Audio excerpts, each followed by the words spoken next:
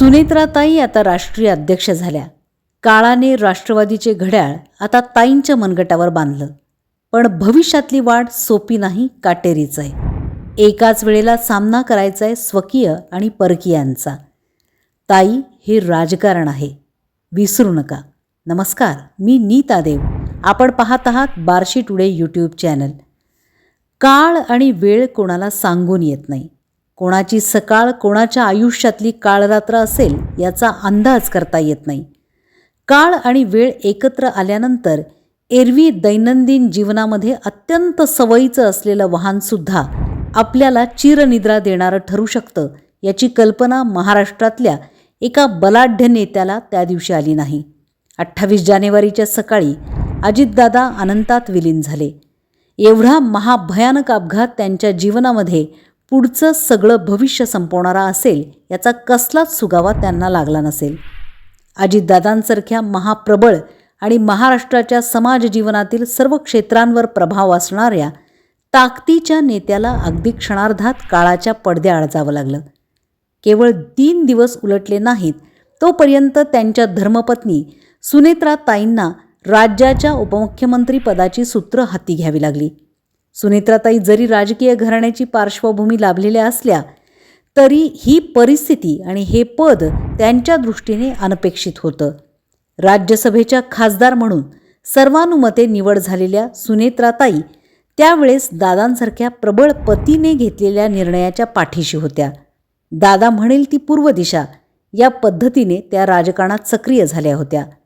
बारामती लोकसभा मतदारसंघात त्या आपल्या नणंदबाईंच्या हातून पराभूत झाल्या होत्या. दादांच्या निधनानंतर चित्र बदललं, परिस्थिती बदलली.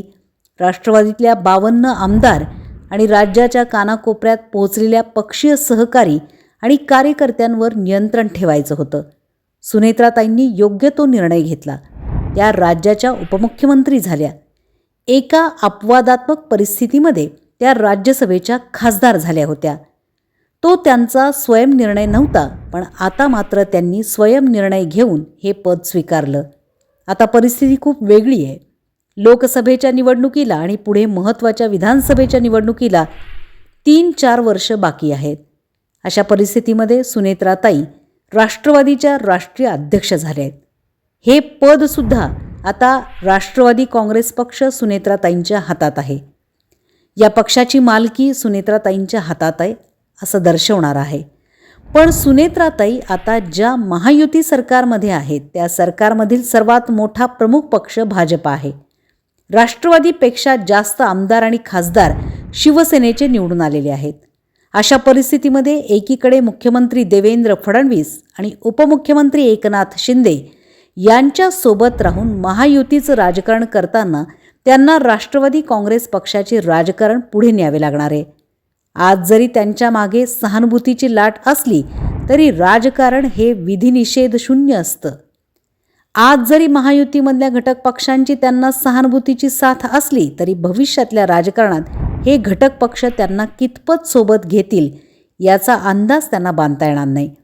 राजकारणात सोबत असलेल्या सर्वांना ओव्हरटेक करून पुढं जावंच लागतं. सिंहासनावर फार जणांना बसता येत नाही, हे कटू सत्य आहे. त्यामुळे पुढच्या निवडणुकांमध्ये भाजप आणि शिवसेना हेच आपले कट्टर प्रतिस्पर्धी असतील याची खूणगाठ सुनेत्राताईंना आत्ताच मनात बांधून ठेवावी लागणार आहे. राजकारणात आपल्या जवळचे सहकारी निकटवर्तीय यांना आपण आपले मानतो, पण ते कधी हितशत्रू होतील आणि कधी साथ सोडतील हे सांगता येत नाही. हे गेल्या 5 वर्षात राज्याच्या राजकारणात 2 वेळा सिद्ध झालेलं आहे. त्यामुळे सुनेत्राताईंना आपल्या पक्षातल्या सहकाऱ्यांवर अंकुश आणि नियंत्रण ठेवावंच लागेल. त्या अजितदादांप्रमाणेच प्रभावी आणि आक्रमक नेत्या व्हाव्यात आणि त्यातच राष्ट्रवादीचे उज्ज्वल भविष्य असणार आहे.